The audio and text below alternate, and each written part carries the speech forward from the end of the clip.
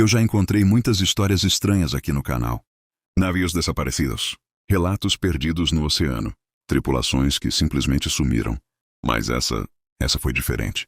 Porque durante anos, esse cargueiro foi considerado perdido no Atlântico Norte. Sem sobreviventes, sem destroços, sem nenhuma explicação. Até que ele voltou, sozinho, à deriva no meio da neblina. E quando os primeiros marinheiros entraram naquela embarcação, alguns deles se recusaram a falar sobre o que viram lá dentro. Hoje, eu quero te mostrar essa história. Antes de continuar essa história, eu quero que você imagine uma coisa. Imagine passar semanas no oceano, vendo apenas água, névoa e silêncio. Sem cidades, sem luzes, sem ninguém. Agora imagina encontrar um navio gigantesco, parado no meio da neblina, sem responder no rádio, sem emitir sinal, e completamente imóvel. Foi exatamente isso que aconteceu no inverno de 1987. Naquela noite, o cargueiro Orpheus atravessava o Atlântico Norte transportando equipamentos industriais. A tripulação era experiente. O capitão já havia cruzado aquela rota dezenas de vezes. Nada parecia fora do normal. Mas existe um detalhe que até hoje incomoda investigadores marítimos. Porque pouco antes do desaparecimento, o operador de rádio enviou uma última mensagem.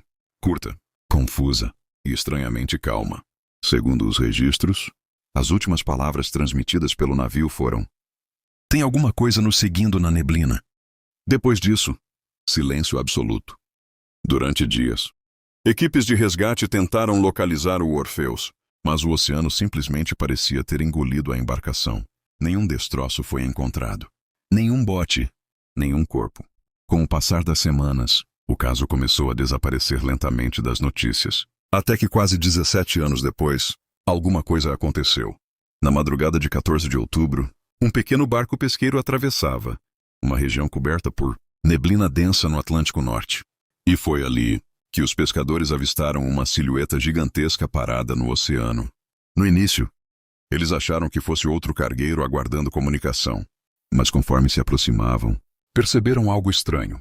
A embarcação estava completamente imóvel, sem responder no rádio, sem nenhuma movimentação no convés. E existe um detalhe que um dos homens nunca esqueceu. Porque mesmo no meio daquela escuridão, algumas luzes internas do navio ainda estavam acesas. Os pescadores ficaram vários minutos observando aquela embarcação sem entender o que estavam vendo, porque quanto mais o barco se aproximava, mais estranho tudo parecia. O casco estava tomado por ferrugem. Partes da estrutura pareciam destruídas pelo tempo. Mas as luzes ainda estavam acesas. E eu quero que você preste atenção nisso, caçador. Navios desaparecidos não deveriam simplesmente surgir assim no meio do oceano, muito menos depois de quase 2 décadas. Mesmo assim, um dos homens decidiu subir a bordo. E segundo o relato dele, o silêncio lá dentro era pior do que a tempestade do lado de fora. Não havia sons de passos, não havia vozes, não havia motores funcionando. Apenas aquele barulho metálico, baixo, ecoando pelos corredores escuros do cargueiro, como se o navio inteiro ainda estivesse se movendo sozinho. O homem continuou avançando pelos corredores do cargueiro, com a lanterna tremendo nas mãos. E quanto mais ele andava, mais aquela embarcação parecia errada. As paredes estavam cobertas por ferrugem e umidade. Portas permaneciam abertas.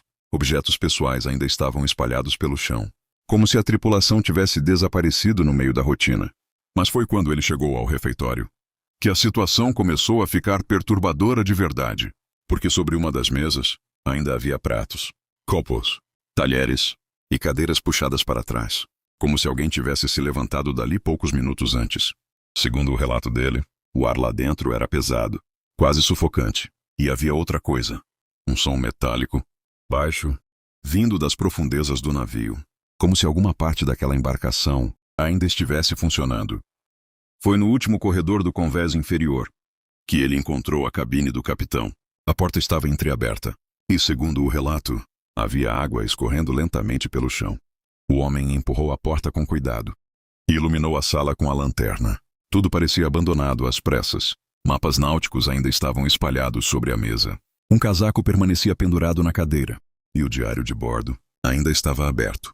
E foi ali, caçador, que encontraram o detalhe mais impossível de toda a história. Porque durante anos, todos acreditavam que o Orpheus havia desaparecido em 1987. Mas a última anotação registrada no diário não tinha sido escrita naquela época.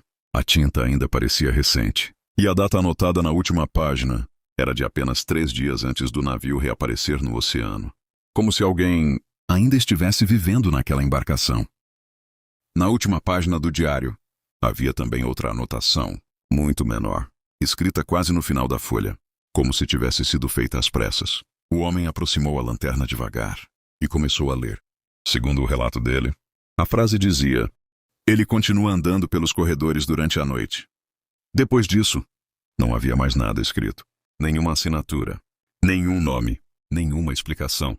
E foi exatamente nesse momento, caçador, que alguma coisa aconteceu dentro do cargueiro. Porque vindo das profundezas do navio, eles ouviram um barulho. Lento, pesado, metálico, como o som de passos atravessando os corredores inferiores da embarcação. Um dos homens jurou que ouviu correntes sendo arrastadas no escuro. E segundo ele, o som estava se aproximando. Durante anos, muita gente acreditou que toda essa história fosse apenas invenção dos pescadores, uma lenda criada no meio do oceano. Mas existe um detalhe que continua incomodando investigadores marítimos até hoje. Porque alguns dias depois do desaparecimento do Orpheus pela segunda vez, uma estação costeira da Islândia registrou um sinal de rádio vindo do Atlântico Norte.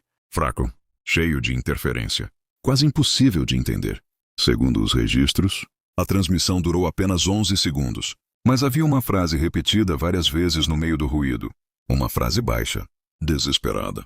E quando técnicos limparam o áudio, foi isso que conseguiram ouvir.